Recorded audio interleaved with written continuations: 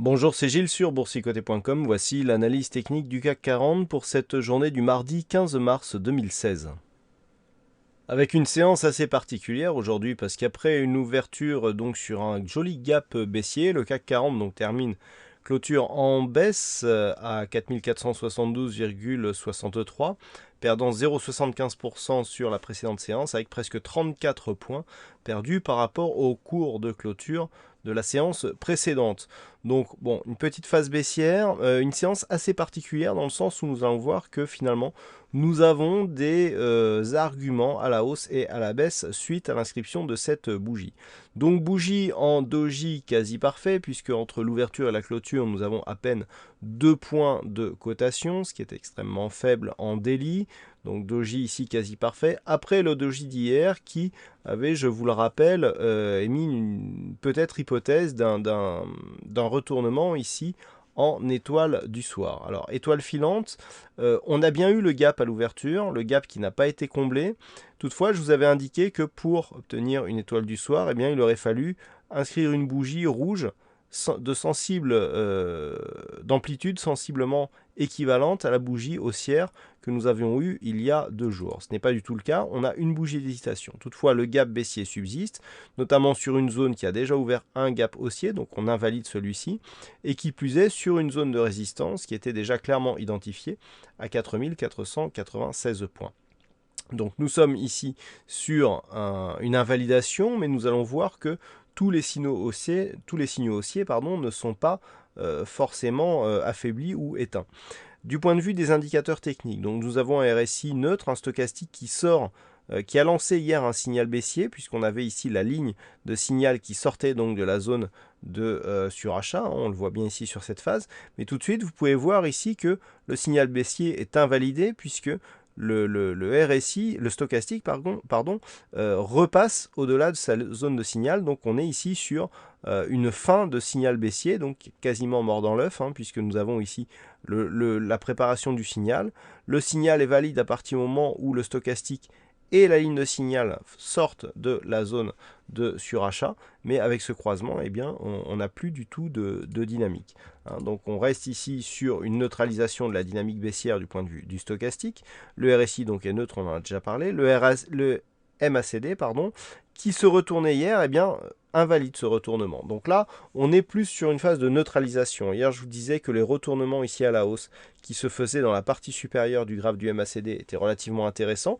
Le problème, c'est que là, il n'est pas suivi d'effet dans le sens où on repart ici à la baisse. Donc il s'agit plus d'une phase d'hésitation que d'une tendance réelle, qui plus est dans un contexte ici où les volumes reviennent sur une zone inférieure à la moyenne.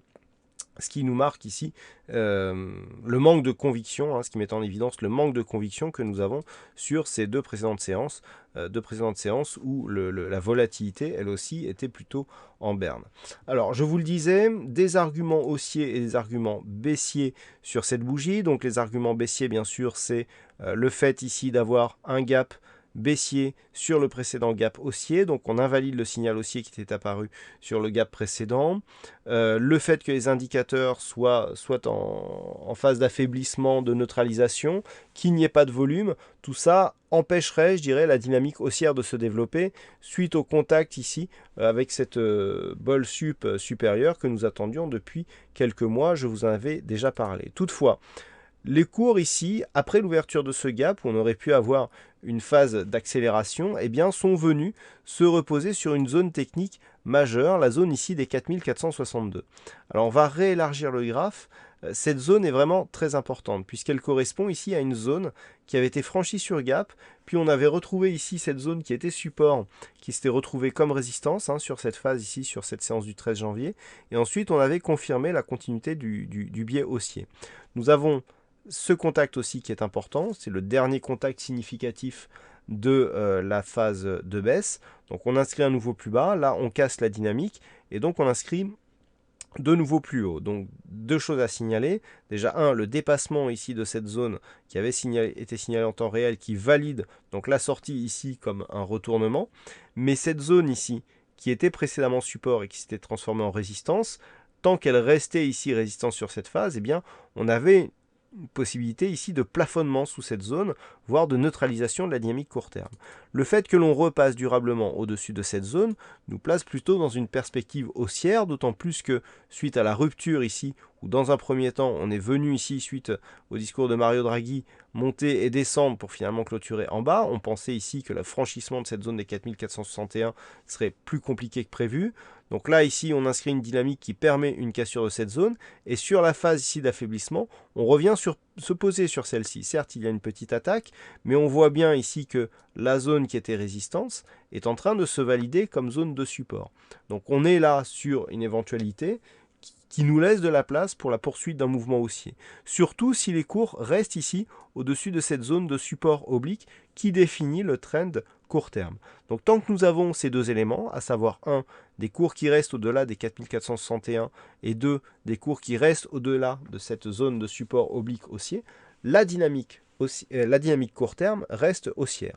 Nous aurions une neutralisation en cas de franchissement ici de ces zones, tant que les cours ne repassent pas sous cette zone ici des 4350 points, qui est le plus bas significatif à conserver pour conserver au moins une neutralité dans la dynamique court terme. Par contre, sous 4350 points, là, il y aurait invalidation de la tendance avec risque de consolidation relativement forte. Donc les zones à surveiller pour demain. Ici, une zone assez large sur les points bas entre, on va dire, 4445 points et 4460 points. Cette zone de support doit absolument être préservée pour garder intact je dirais le potentiel haussier de cette tendance court terme.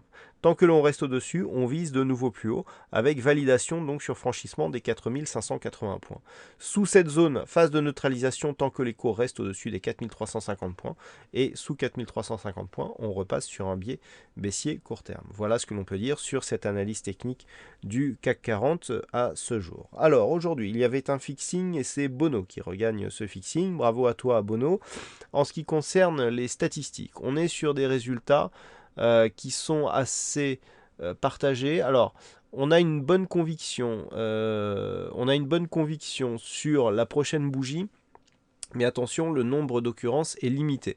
On a seulement 17 cas significatifs dans les 15 dernières années, et dans 11 cas sur 17, à savoir près de 65%, eh bien, la bougie suivante à la configuration du jour s'est révélée baissière. Cela prend en compte ici le gap baissier qui s'est inscrit aujourd'hui, et donc divers autres éléments concernant des indicateurs et des zones et des niveaux. Donc 65% de probabilité baissière donc, pour la prochaine séance, sachant qu'on a peu d'occurrences, je vous le rappelle. Et du point de vue donc de l'évolution sur 5 jours, alors c'est très très flou sur les 5 prochains jours. Par contre, sur la meilleure probabilité en fait se fait sur la prochaine séance, à savoir la suivante, où là il semblerait que les calculs qui ne sont pas encore tout à fait terminés nous indiquent une nette préférence pour une poursuite du mouvement baissier. Donc attention ici à la surveillance de cette zone parce qu'elle pourrait être attaquée dès demain. Je rappelle que en fin de semaine nous aurons l'expiration trimestrielle, donc à savoir séance des 4 sorcières, et l'intervention de la Fed qui pourra animer les marchés et donc donner un petit peu de directionnel à la tendance du CAC 40. Voilà ce que l'on peut dire donc sur cette analyse technique du CAC 40. Passez une bonne soirée, bonne chance dans vos prochains trades. On se retrouve dès demain pour d'autres analyses techniques sur le site boursicoté.com.